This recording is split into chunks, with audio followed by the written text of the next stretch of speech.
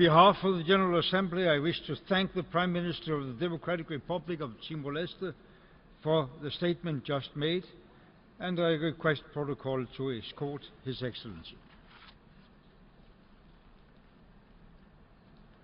The Assembly will now hear a statement by His Excellency Manasseh Sogavare, Prime Minister of the Solomon Islands. I request protocol to escort His Excellency.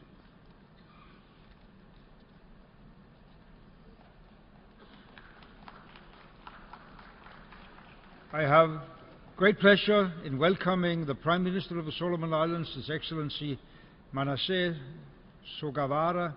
I invite him to address the Assembly.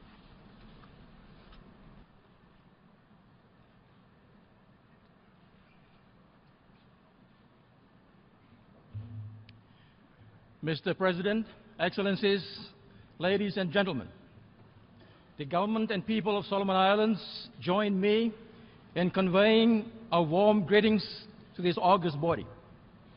I extend to you, Mr. President, felicitations on your election as President of the 70th session of the General Assembly, and assure you of Solomon Islands' support and cooperation during your term in office. As we commemorate the United Nations 70th anniversary, I wish to pay tribute to the 51 founding leaders that created this institution. The United Nations represented peace, security, and cooperation then, and continues to do so now. And so, on this auspicious occasion, Solomon Islands reaffirms its faith and commitment to the organization and its chair. Having said this, a lot has happened since 1945, and the world has changed over time. Solomon Islands share a part of the United Nations historical journey. When we first joined this august body in 1978, there were only 145 members. Today, the membership has increased to 193. Presently, more than two-thirds of the United Nations members are from the developing world, all seeking a fair, equitable, and rules-based multilateral system. This is a sentiment that is echoed in this whole every year. As long as wealth continues to reside with 20% of the world's population, a global system manifesting such a divide will always face challenges in attempting to meaningfully respond to our collective agenda, albeit realizing the fairness and equity that we all desire. Mr. President, the number of conflicts which the United Nations deals with has also multiplied. We now have 16 peacekeeping missions. This has meant that multilaterally we spend more on security than on development issues. We need to reverse this trend by striving to invest more in peace through strategies and programs addressing security and sustainable development, and less on military solutions. Where there are situations of potential conflict, we need to work with all governments through an inclusive mechanism which avoids unilateral decisions which always result in protracted conflicts and strife, causing immense suffering to the people who are supposed to be beneficiaries of peace-building efforts. In this regard, the United Nations, on its 70th anniversary, must demonstrate commitment for greater action.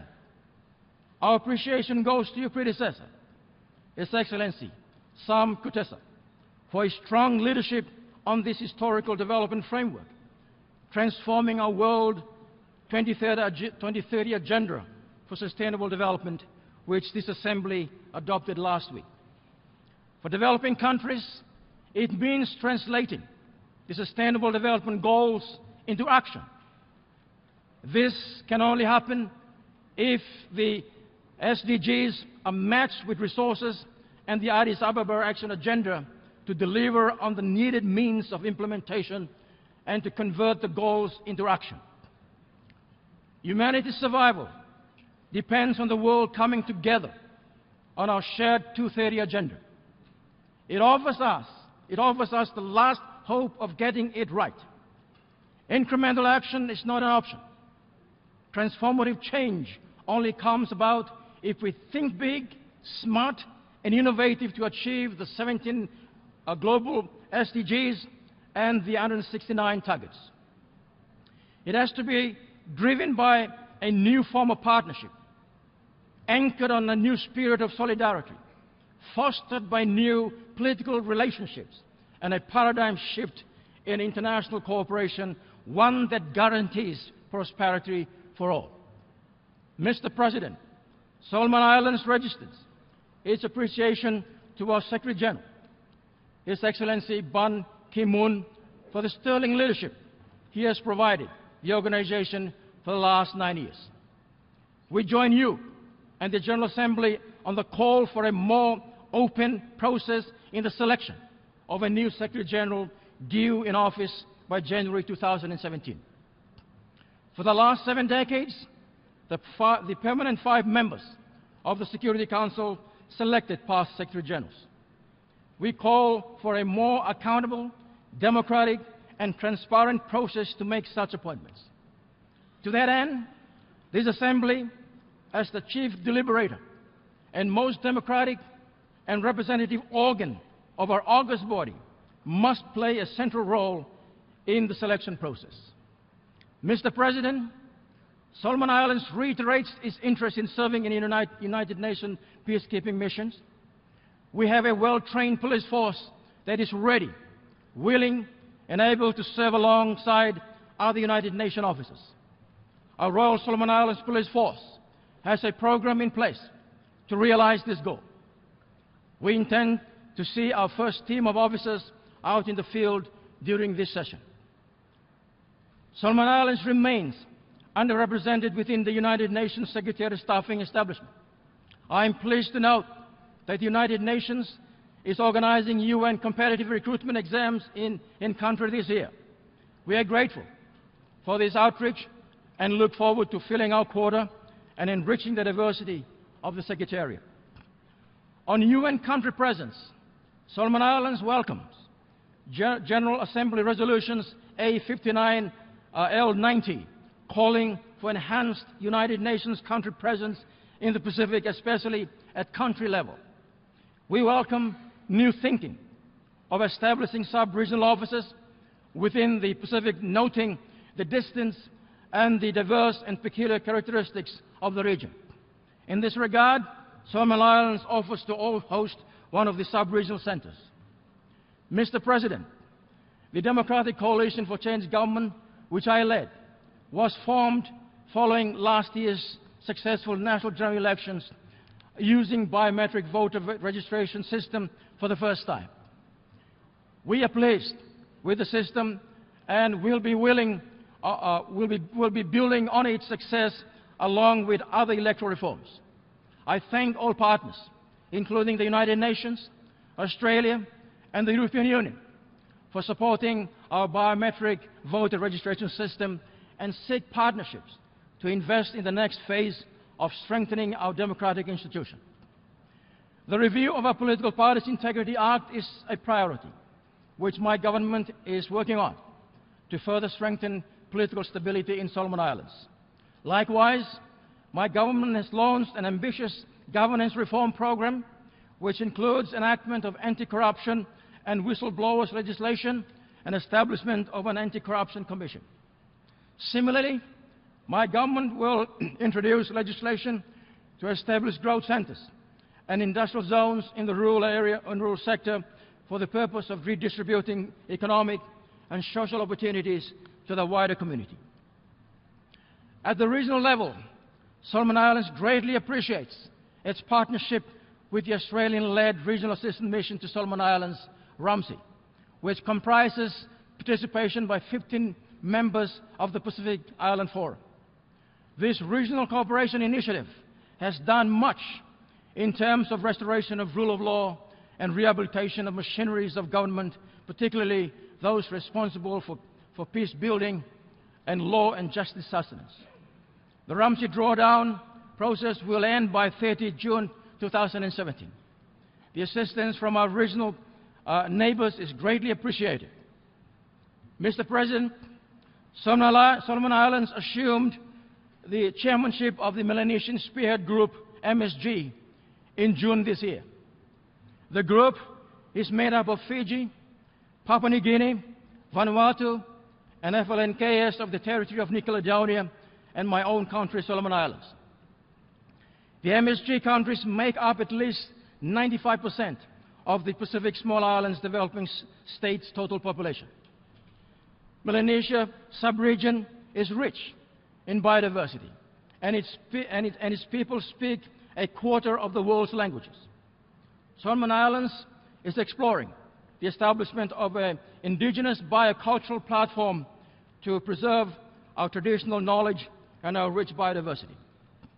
At the recent MSG summit, leaders of the MSG agreed to foster more comprehensive economic cooperation on trade, aviation, fisheries, shipping, and finance among its members and beyond the sub-region. The MSG further agreed to establish a regional police academy.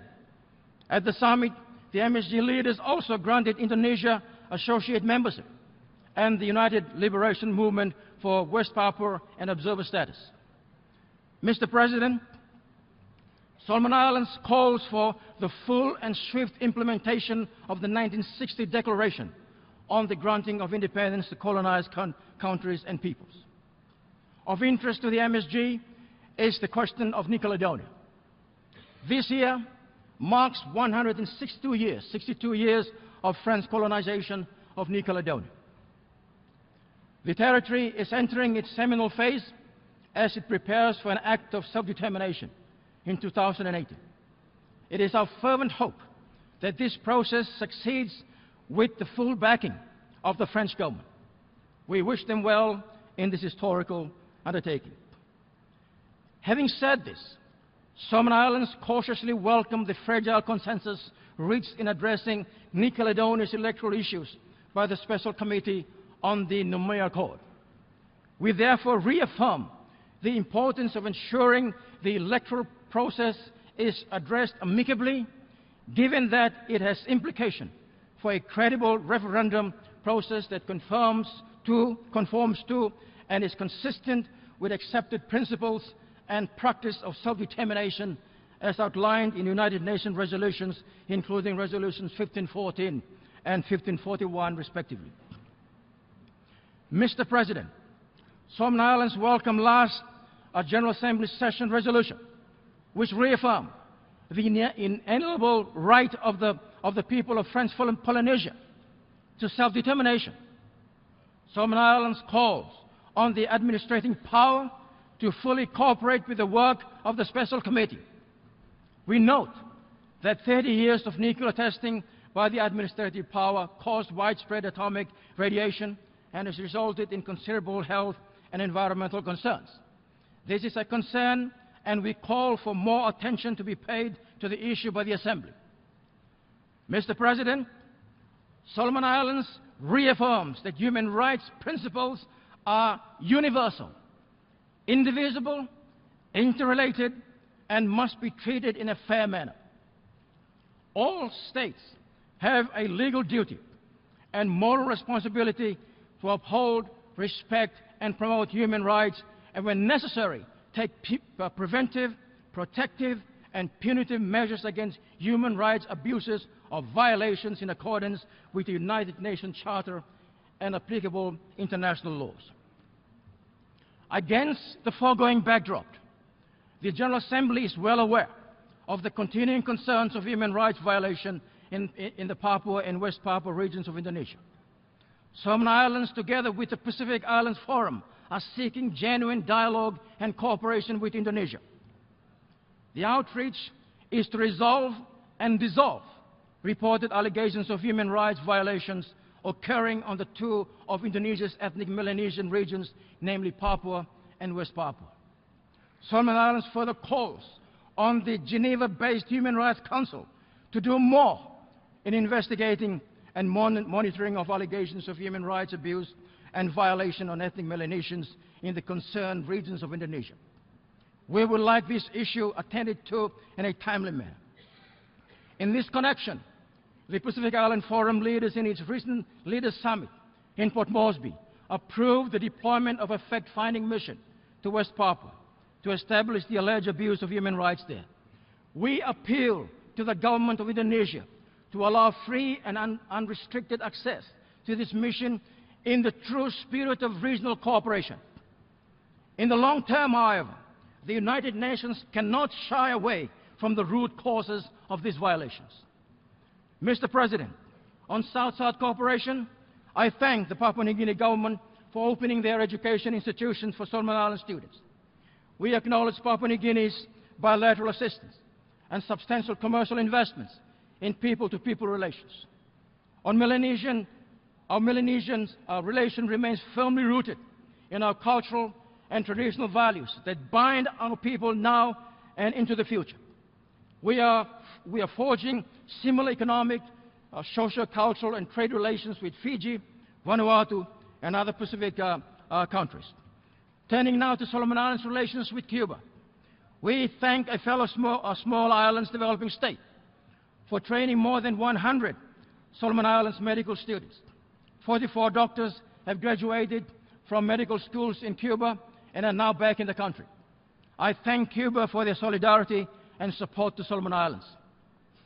2 months ago, Solomon Islands joined the international community in celebrating a new era of relations between Cuba and the United States of America. The restoration of relations after 54 years presents a new beginning for the United States to reconstruct its relations with Cuba based on mutual respect for national sovereignty and the freedom of international trade and navigation. We welcome President Obama's progressive easing of restrictions on Cuba. However, more needs to be done. We call for total lifting of economic, commercial, and financial embargo on Cuba so as to normalize relations between two states that are mere 90 miles apart.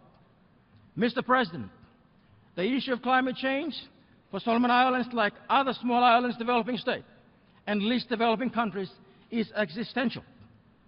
It impacts on everyone, but the poorest and marginalized populations often bear the greatest burden.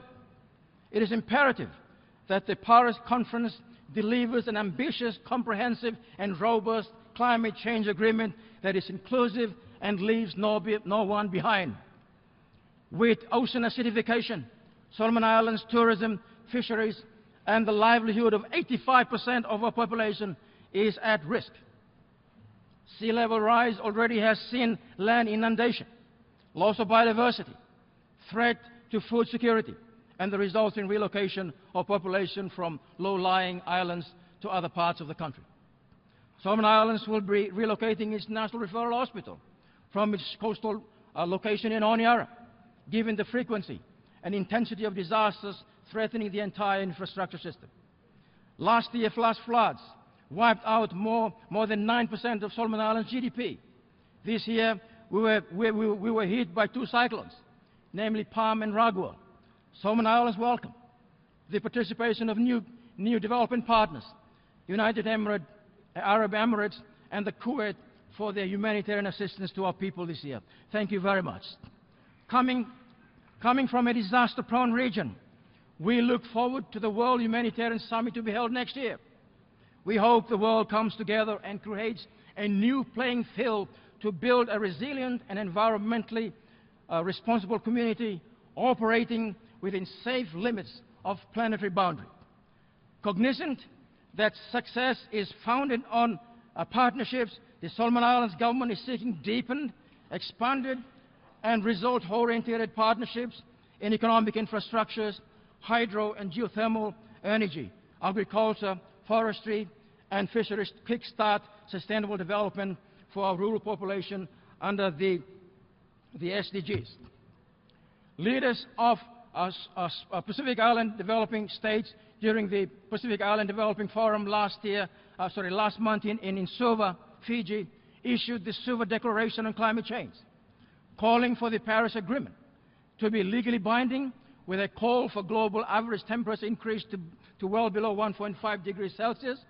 The declaration further calls for loss and damage be anchored as a standalone chapter in the agreement, and that strong mitigation commitments in the agreement must be espoused. Mr. President, it is not far from reality to say that SEEDs and LDCs, such as Solomon Islands, are the frontline states when it comes to bearing the brunt of negative impacts of existential issues such as climate change. We are concerned that the slow progress in climate negotiation causes uncertainties and possibilities for climate change-induced situations that could trigger conflicts. This uncertainty prompts Solomon Islands to seek a seat in the Security Council for the period 2031 to 2032. This will be a year after we take stock of the 2030 agenda. Solomon Islands support a reform of the Security Council and calls for a dedicated seat in an expanded Security Council. This is to ensure the small island developing states' security issues are meaningfully addressed in the Council. The Council will need to adapt to the ever-changing realities we face in the world. We are pleased with the progress of negotiations in reforming the Council thus far. On the issue of gender, Solomon Islands' 3-year term in the United Nations Women Executive Board comes to an end this year. We leave the board with a 2014 to 2017 strategic plan. Unfortunately, the United Nations Women Program remains under-resourced, and we therefore call on member states to support this work. The 20-year-old Beijing Program of Action remains a source of guidance and inspiration on gender equality and gender empowerment. Solomon Islands remain committed to the full, effective and accelerated implementation of the program, which should enable the realization of gender goals and targets under the SDGs. In 2009, Solomon Islands, as an archipelagic state, lodged 4 continental shelf claims with the United Nations Commission on the limits of the continental shelf. One of these claims is joint submission with Federated States of Micronesia and Papua New Guinea on the Ontong Java Plateau, and is currently being examined by a United Nations subcommission on the limits of the continental shelf. The next session between the states and the subcommission is scheduled for this month, and we hope negotiations will bring about an amicable solution to all parties concerned. Mr. President, Solomon Islands, as a close friend of the Republic of China, Taiwan, continue to call for the Republic of China, Taiwan's meaningful participation in our United Nations specialized bodies. Republic of China on Taiwan continues to take on international obligations on climate change and aviation. The Republic of China, Taiwan, with the 14th largest economy, needs to be part of the global solution in various international frameworks. The international community must welcome Republic of China, Taiwan's interest to fully participate as equals in International Civil Aviation Organization and the United Nations Framework Convention on Climate Change Processes. Solomon Islands has benefited from the Republic of China, Taiwan's MDGs partnership and will enhance its bilateral cooperation with Republic of China under the 2030 agenda. The SDGs are universal goals of which we expect our friend and partner to join the world in eradicating poverty and healing the declining health of our planet. I close by stating that Solomon Islands support multilateralism with the same integrity, courage and strength to give our people a message of hope, optimism and a positive future. I thank you very much, Mr. President.